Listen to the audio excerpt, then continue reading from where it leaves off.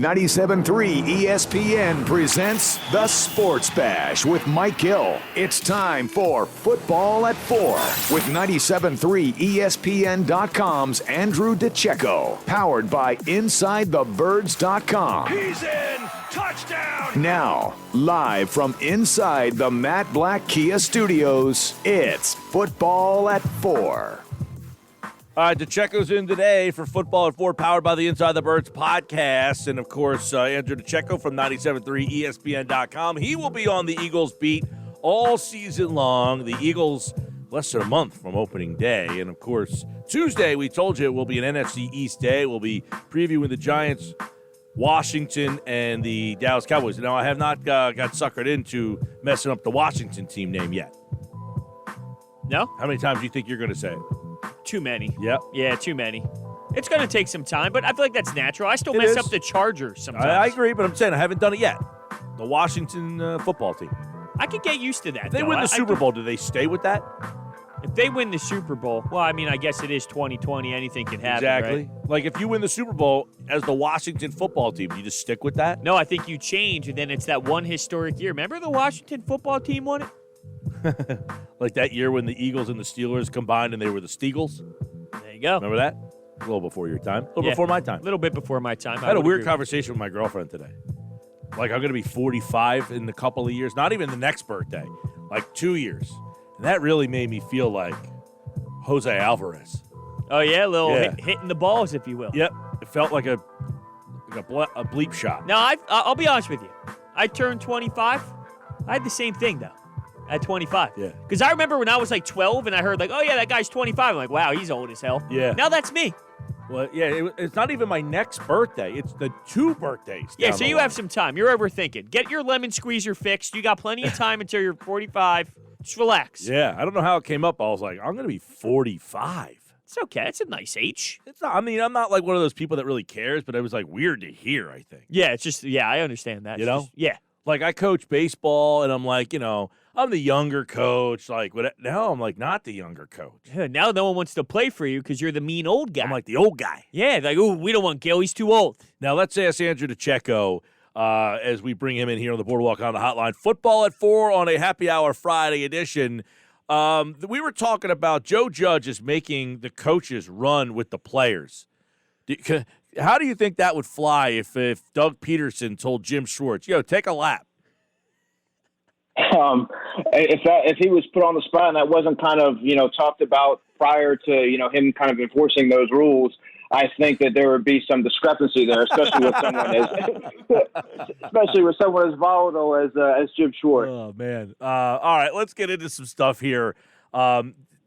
So much is happening up there. Miles Sanders, week to week, there is expectation that he is going to play in week number 1. But I know this opens up some interesting conversation behind him and what the running back spot looks like and what's happening up there because Boston Scott is also a little banged up. And I know you know a lot about the rest of the guys on this depth chart. Yeah, well, now it presents a unique opportunity for someone like Corey Clement, who has been something of an afterthought. He obviously wasn't part of the offense for the past 2 seasons, spending most of his time on injured reserve. But suddenly, Corey Clement comes into the picture as being the potential third running back because he's the guy that has the most experience. And, like you said, the season's, just a few weeks away. You don't necessarily want to turn the backfield over to an inexperienced player.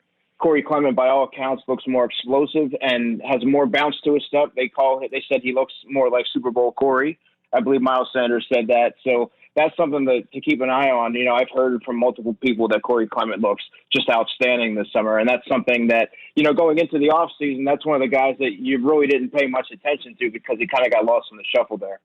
Yeah, and I know Mike Warren's a guy that you like. And you wonder, does this indicate that I know Sanders is probably going to be back, and that's good news, but does this indicate that the Eagles were probably not going to look for a veteran guy, that they feel okay with the guys they got? Yeah, the sense I get, Mike, is that they're very happy with the contingent of running backs that they have. Whether it's 3 or 4 guys, it could, by my estimation, I think they may just end up keeping 3 and utilizing that 55-man roster rule this year and stashing, like a Mike Warren or Elijah Holyfield on the practice squad. But I think that they're very happy with the diversity of their backfield, if you will, with, Sanders, Boston Scott being more of that gadgety type player, and Corey Clement being that, in between the tackles runner. Unfortunately, with this offseason, you really didn't get a chance to see, or the Eagles didn't really get a chance to see, what a Mike Warren or Elijah Holyfield could do in the preseason games. Running back's one of those positions that you really need to see the live game reps in order to see what they can do, because you can only really improve so much in the limited amount of practices and in the meeting rooms. You really need to take that contact and see what you can do against the opponent. And unfortunately, those guys won't have that opportunity. Staying with the offense, the Alshon news is a little surprising to me. It just seems like he's going to be back sooner than we all anticipated. What should we expect from Alshon at his age, coming off the injury? It's just crazy to think that he might be here sooner than we all expected. Yeah, so what I'm hearing is he'll be back he's expected or could be back for the early slate of games. And as for what to expect, well, you look at their receiving core right now, and they're definitely short on size. J.J. Arcega-Whiteside and I believe Rob Davis are the only two guys that have size, and Rob Davis is obviously a long shot to make the football team. So with J.J. just being the only guy that has size, you really need someone like Alshon who's proven, who, will be coming back healthy and can be that, red zone threat along with Ertz and Goddard to help Carson Wentz. You're really not going to get anything out of the ordinary from Alshon at this stage of his career. He's more of he's more of a strider right now. He doesn't really have that second gear. He's just going to go up and get the football and, kind of move the chains. But that's a necessary role in any offense, and you really need someone like that, especially with Carson Wentz having so many new weapons around him as far as young receivers. To have someone like Alshon back potentially earlier than expected will be an asset. Andrew DiCecco, Football at 4, powered by the Inside the Birds podcast. Let me throw the young receivers your way. Hightower, hearing good things. Watkins, Peterson singled him out yesterday, and Rieger. I mean, heck, Wentz compared him to Julio Jones, which is high praise. Yeah, well, that's definitely encouraging stuff to hear from your three wideouts. Obviously, Rieger, we expected big things from him early on. Like I said, I spoke to his offensive coordinator, Sonny Cumbie, prior to the draft, who spoke very highly of his ability to kind of really retain information quickly and process what's going on, and his versatility. And that's something that that's been known right now. He's been working at different receiver spots and really making plays with the football, and they're really taking advantage of his explosiveness in space. And as for the late round rookies, Hightower and Watkins, they've been more of a pleasant surprise, because really when you take a guy on day 3, if one of those guys pans out in all reality, that's considered a success. And obviously there's still a lot to be proven with those guys. They're both raw in different areas of their game, but to kind of jump right in there and catch the football and make plays and create separation and do some of these things, that you don't really expect, that you don't really see from the average rookie. That's definitely encouraging. Now, obviously with Marquise Goodwin opting out, there's a roster spot open that, that kind of leaves the door open for both of those two guys making the roster. Yeah, Hightower, too. There were some people saying, hey, he looks like a guy who can almost play right away. I know we're really early in camp, and we're not going to get a chance to see him play in any of the games. But what message was Rieger, Ward, and Jackson kind of being the first 3 together? Do you see that's going to be – were you surprised that that's going to be possibly the 3 guys that could be the top 3 on the depth chart? Not necessarily. Obviously, J.J. Arcega-Whiteside has that second round pedigree, and as Jeff Mosher reported, he has been getting work in the slot this offseason. But Greg Ward is a player who's proven that he can fulfill that slot role and play and move the sticks and has that familiarity with Carson Wentz and that comfortability, and he's going to move the chain. So they know what they have there in Greg Ward, and obviously you have Deshaun Jackson who's going to pretty much add a new dimension to the offense if he can at least stay healthy for 12 or 13 games. And obviously Rieger, the expectation would be that he would start, if not, game 1, obviously early on in his career. And right now, all signs are pointing to him being an opening day starter.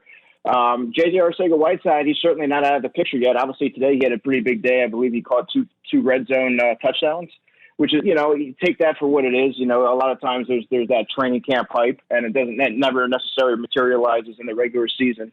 But it's certainly nice to see him playing with that, with added confidence, and hopefully playing with Aaron Moorhead. That can kind of playing under Aaron Moorhead, the new receivers coach, of course, that can help to elevate JJ's game. But as of right now, he's a little bit behind those other three. A big story coming into this is obviously Andre Dillard at left tackle. How confident are you that Dillard bulking up the way that he did will impact him positively? I think that's going to be huge for Andre, because obviously he was very proficient, as a pass blocker in college. That's really what the Washington State offense was predicated around. But he was more of a finesse player. He wasn't really that mean, nasty mauler that you really would like to see, that we've grown so accustomed to seeing as far as Eagles offensive linemen. And he kind of took that first year to kind of, get his footing, get his sea legs under him. And you saw over the offseason, he kind of still saw what he needed to work on, added weight. Obviously, it needs to be good weight, because you can't just its girth is nice, but you want to add strength and functionality there as well. But he really needed that from. He's going to be the anchor. He's going to be that blindside protector. So that was one of the things that he had to do going into the offseason to inspire confidence moving forward. That offensive line had the new look with Dillard there, Peters at right guard, and obviously some of the young guys, too. It seemed that Driscoll was getting a lot of praise by Doug Peterson. He really singled him out the other day. Yeah, it's certainly nice to see. And obviously Brandon Graham called him Jake Driscoll, who'll end up getting that name right, as Driscoll's going to make the team and be around for what the Eagles hope will be a long time. But Jack Driscoll impressed me at the East-West Shrine Bowl practices as well. He proved that he could be a versatile player, and he just held his own every single day of practice, even from day one, and going against players that he had no familiarity with prior.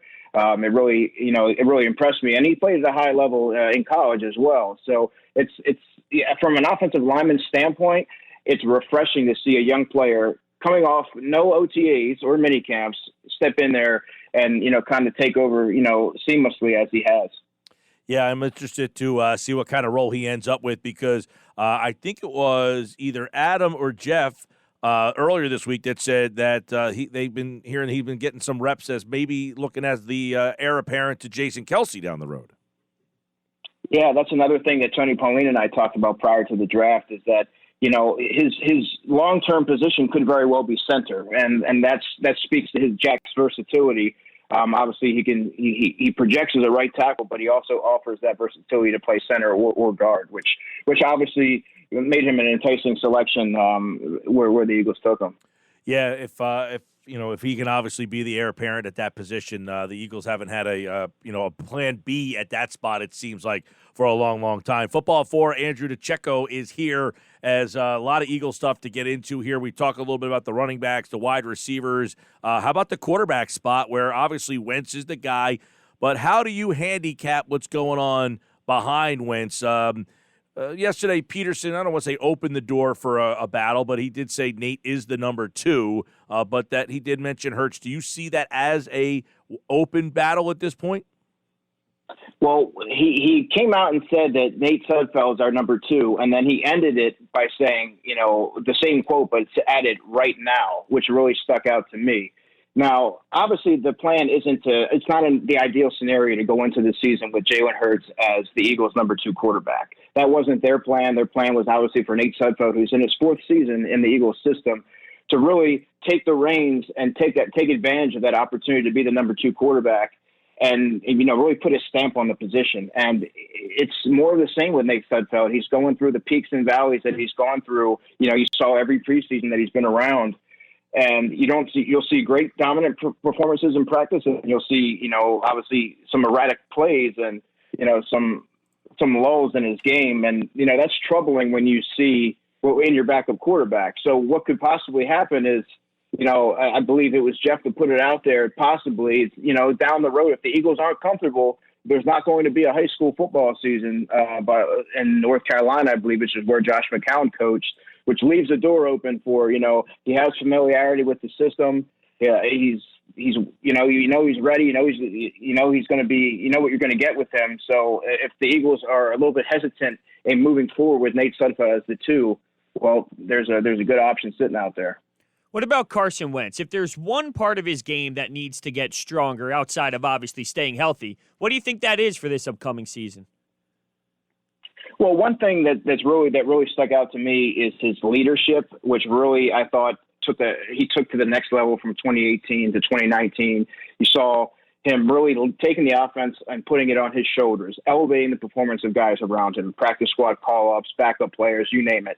That really stuck out to me, and that's what you want to see from a quarterback who you expect to be in the upper tier as far as looking at where he's amongst his peers. But one thing that I would say that he needs to improve on is his deep ball accuracy. We've seen him be extremely accurate at times, but we've also seen him be, not take advantage of open guys down the field or misfiring. And when you have guys, the Eagles' mindset this offseason has been, built around, let's bring guys in with speed to kind of open things up here. And you have Deshaun, who we hope is going to stay healthy for the most of the season. And you added, you got Jalen Reagor in there and the two young rookies. And, you have the offense for it. Now you got to, connect on some of these and really take advantage of the personnel. I want to shift over to the defensive side of the ball real quick. And yesterday, Adam Kaplan said he thinks Avonte Maddox will be the guy across from Darius Slay, that second corner, obviously. And Slay, he predict that Slay will move around with the number one wide receiver, so that's something new. How the defensive scheme will look different this year and who will play opposite him, has that been cleared up at all with these early training camp practices? Yeah, right now there's little doubt that Avonte Maddox is the number two corner opposite Darius Slay.